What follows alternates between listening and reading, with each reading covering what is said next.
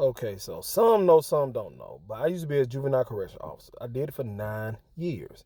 And so I got a bunch of little nephews. I call them nephews. I always was drawn to the badder kids or the worst kids.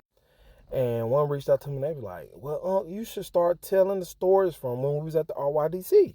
So I was like, all right, I'll give it a try. So I want to tell you about this one particular fight that happened. Now, I don't like fights. I don't like to look at fights. I don't like recording fights. I don't like watching fights.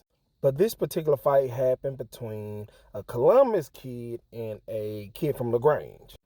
So the RYDC I worked at was based out of Columbus. And so, it was more Columbus kids than LaGrange kids. Well, on this particular day, this Columbus kid was like, I don't like this kid from LaGrange. And I'm like, well, just don't like him, but don't say nothing to him. And he was like, why not? I do this and that and third to him. And I'm like, yeah, it's not going to work out the way you think it is. Now, the backstory from the LaGrange kid is he know karate. Now, I know he knew karate. He had been getting locked up since he was like 12 years old.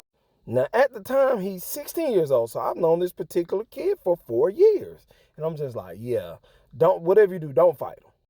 Well, the Columbus boys juiced this boy up to go start a fight with this particular kid. Now, the kids didn't fight around me because how I broke it up, like, I'll just tackle you. That's what I did. I would just tackle you. And I would hit you so hard that you would stop fighting. Well, this particular day, I wasn't even on the unit. But I remember them calling the code for a fight. And when I get down to the unit, this LaGrange kid had basically knocked this Columbus kid out the bathroom. Now, I don't know what happened during the fight. I just know the aftermath was this Columbus kid, falling out the bathroom. I remember getting to the unit. I pick him up, and he like, yeah, he don't want no more. And I'm like, well, your left eye is kind of closed. I don't think you want no more. So I took him to medical.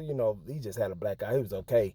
But the LaGrange kid, he had no scratch on his face. He wasn't even breathing hard. He was just like, light work.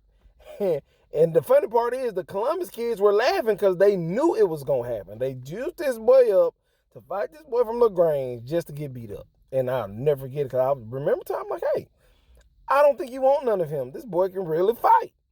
More the story is, just mind your business. Like, you ain't got to do all that.